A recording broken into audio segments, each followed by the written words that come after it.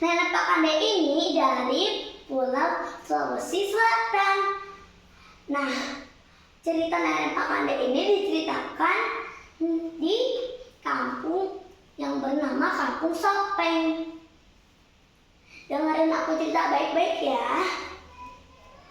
Pada zaman dahulu kala, hiduplah perkampungan yang orangnya sangat ramah dan bahagia. Orang-orang di kampung sana tidak ada yang pernah malas. Ada yang selalu berjualan, mengajak sapi ke padang rumput, dan ada yang bertani. Nah, itulah kedamaiannya, terlihatnya seru di sana. Tapi kedamaiannya itu mulai terusik karena ada seorang nenek tua yang berbadan bungkuk, udah berpakainya compang-camping yang disebut Nenek Pakande. Nah, sebuah berita itu sudah tersebar di kampung-kampung itu. Nah, jadi orang tua mereka setiap hari saat anak-anaknya bermain, saat sudah maghrib atau sudah mau gelap langitnya itu, disuruh masuk ke rumah agar tidak ditamukan atau diculik Nenek Pakande. Nah, Nenek Pakande ini tidak suka bertemu oleh manusia kecuali anak kecil dan bayi. Nah, tapi nggak semua anak-anak yang mau masuk ke dalam rumah atau menuruti kata-katanya orang tuanya. Ada dua orang anak yang itu kakak dan adik sedang bermain saat sudah mau maghrib atau sudah mulai gelap langitnya. Mereka masih asik bermain kelereng. Nah, padahal ibu mereka sudah menasihati mereka untuk masuk ke dalam rumah untuk mandi dan makan malam. Tapi merekanya masih kadung asyik. Ibunya itu bilang, "Kalian kalau nggak mau masuk ada Nenek Pakande lo ya." Nah, kakaknya itu bilang, "Halah bu, mana ada Nenek Pakande? Nenek Pakande itu cuma dicerita ya kan dek? Atau didongeng." Nah, adiknya itu malah ngejawab, "Iya mah, ya bu, masa ada Nenek Pakande yang suka menculik anak-anak, apalagi nenek yang suka menculik anak-anak? Gak ada, itu cuma dongeng." Saat mereka habis berkata atau ngomong dengan ibunya, tiba-tiba ada Nenek Pakande yang langsung membawa mereka. Mereka minta tolong ke siapa-siapa, tapi nggak ada salah satu orang yang bisa menolong karena dia udah dibawa oleh Nenek Pakande. Nah, Nenek Pakande ini sangat susah untuk diketemui atau dikejar. Nenek Pakande. Nah, habis itu ibunya itu berteriak-teriak oleh warga di kampung sekitar itu untuk membantu agar anaknya selamat dari Nenek Pakande. Karena ibu itu takut kalau anaknya bakalan dimakan oleh Nenek Pakande. Karena itu adalah mangsa Nenek Pakande. Nah, ibu itu teriak-teriak sampai dengar dari semua warga yang ada suara minta tolong.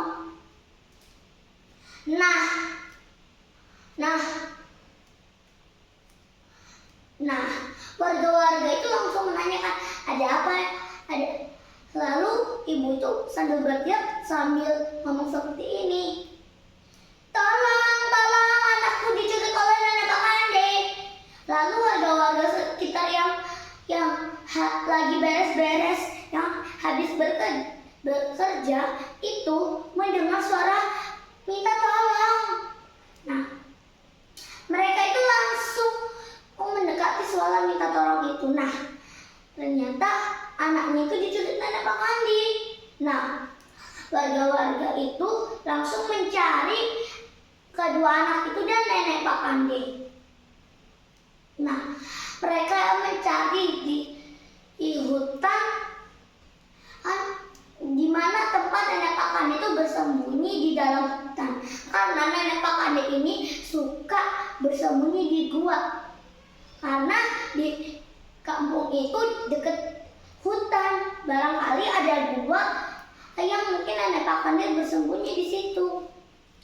Tapi ternyata mereka tidak menemukan bau-bau nenek Pak Kandi atau bau-bau kedua anak itu. Nah, mereka sampai seluruh hutan sudah dicari, gak ada satupun gua yang mereka temui, hanya perpohonan saja.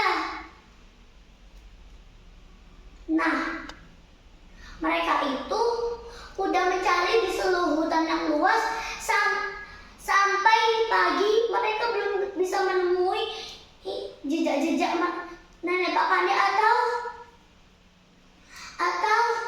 jejak kaki nenek Pak Kandi di mana bersembunyi.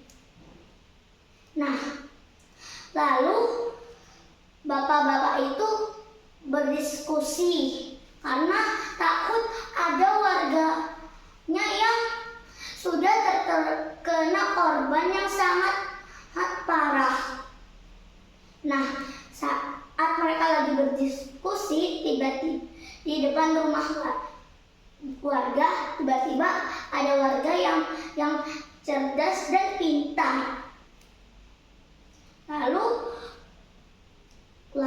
pemuda itu berkata pada bapak-bapak yang sedang berdiskusi oleh nenek untuk bagaimana caranya untuk menangkap nenek Pak Kandi agar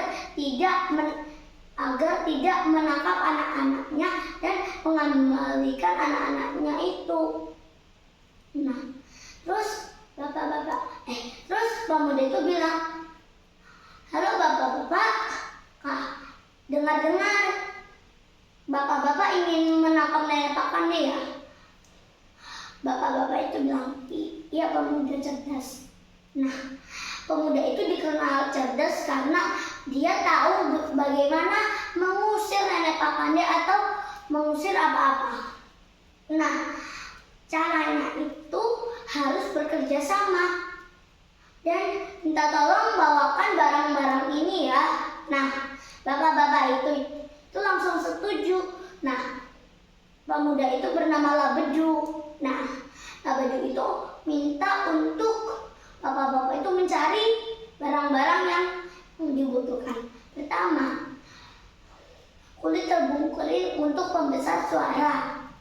Kedua, bayi untuk umpan nenek Pak Kandi. 3, batu-batu besar. Jika nenek Pak Kandi sudah masuk sehingga dia terpeleset, nanti akan jatuh dan kena batu-batu. 3, air berbusa. Air berbusa itu untuk menjadi monster. Nah, nenek Pak Kandi itu sangat takut oleh raksasa yang bernama Raja Bangku Pitu Repal Parawali. Nah, itu saat raksasa itu marah. Nah, itu langsung dituang air busa itu agar nenek Pak Kandi tahu itu adalah raksasa yang dia takutin. Nah,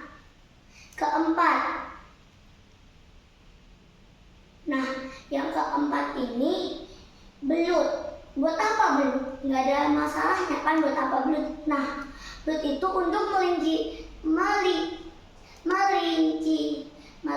melincirkan tangga untuk membuat nenek Pak Kandi terpeleset terkena batu-batu itu. Nah, bahan-bahannya itu harus dikumpulkan saat nanti sore. Dan yang kelima, garuh. Buat apa garuh juga?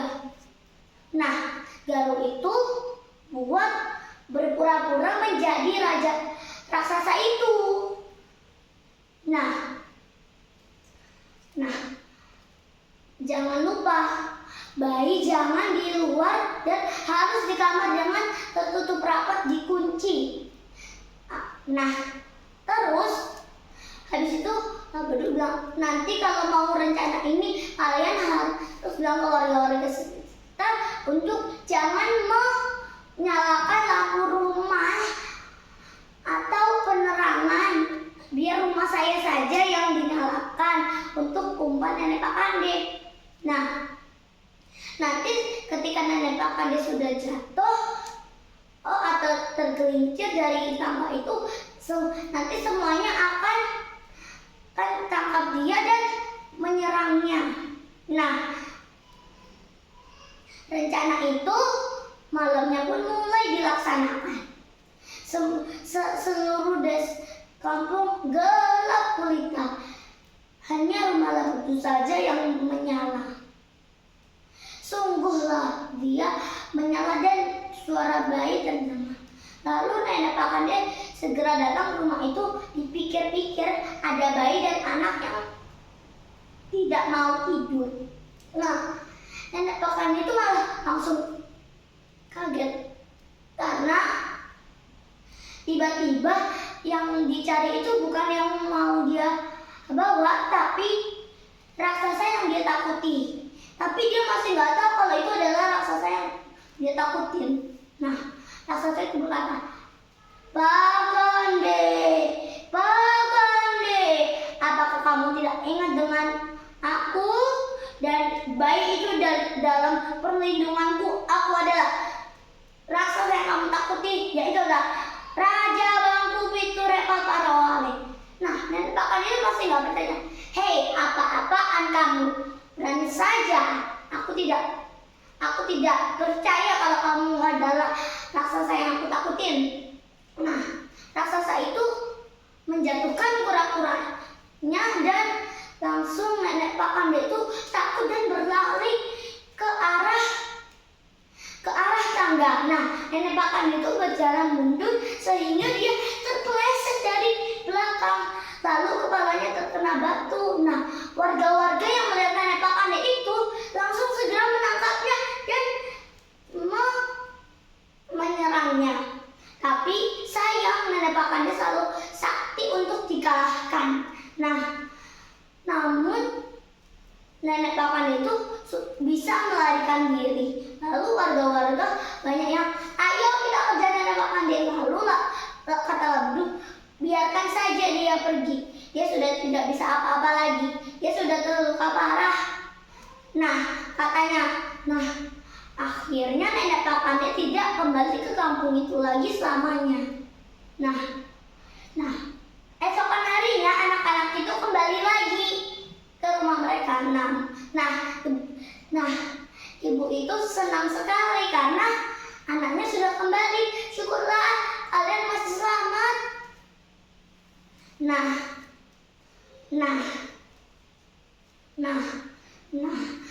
sekarang kampung itu yang bernama Kampung Sopeng sudah tidak ada nenek Pak Kande lagi atau penculik anak-anak.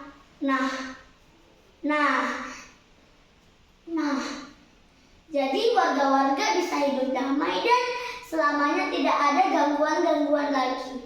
Semoga saja ya. Nah, cerita itu selalu diceritakan di sana untuk menakuti anak-anak mereka yang nggak mau tidur atau yang suka masih bermain saat sudah maghrib. Nah, itu dia cerita dari Nana Banana. Semoga kalian suka ya. Nah, pesannya itu adalah kalian harus menuruti kata-kata yang dibilang oleh orang tua dan janganlah kamu suka bermain saat sudah maghrib atau sudah malam.